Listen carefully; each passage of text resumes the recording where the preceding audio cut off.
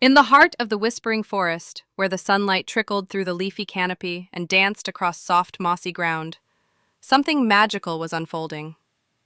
Apple stood in the clearing, her round green face beaming with joy. Her pink dress fluttered in the breeze, and the wide straw hat atop her shiny head tilted slightly as she leaned into the arms of her fruit friends. Blueberries, with their plump purple bodies and cheerful starry eyes, wrapped their little arms around her. Strawbella stood beside her, her leafy green hair bobbing as she giggled. Banana Buddy, always glowing with mischief, raised his tiny lightning bolt and shouted, "Fruit family forever! Surface tree! And we are through painting ter! Kelka!" Apple let out a soft laugh, the kind that made flowers lean in just to listen. The forest around them seemed to pause and smile with them. From behind a large fern, a pair of curious eyes peeked out. A little squirrel, tail curled like a question mark, watched in wide-eyed wonder. It blinked, tilted its head, then scampered up a tree with excitement, as if to tell the birds above what it had just seen. Nearby, a young rabbit with velvety ears perked up, nose twitching. She had been nibbling on clover but stopped mid-bite.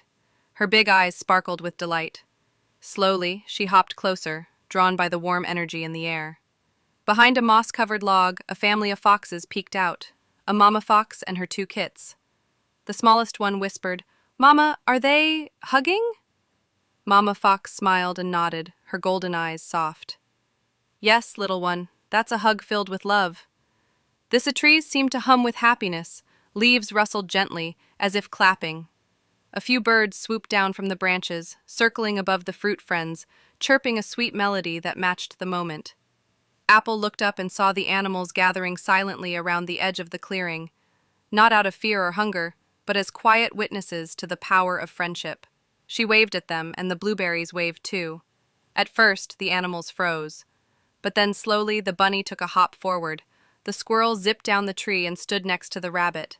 Even the fox kits crept forward, noses twitching. With a bright, sunny laugh, Apple opened her arms again. "Come on in, everyone! Come on in!"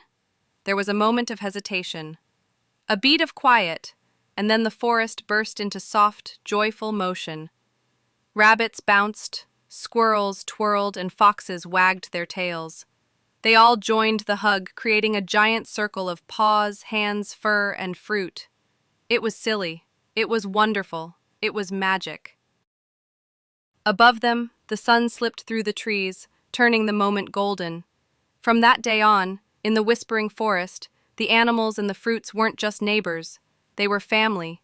And whenever anyone was sad, tired, or just needed to feel loved, all they had to do was walk into that clearing and say, "Group hug?"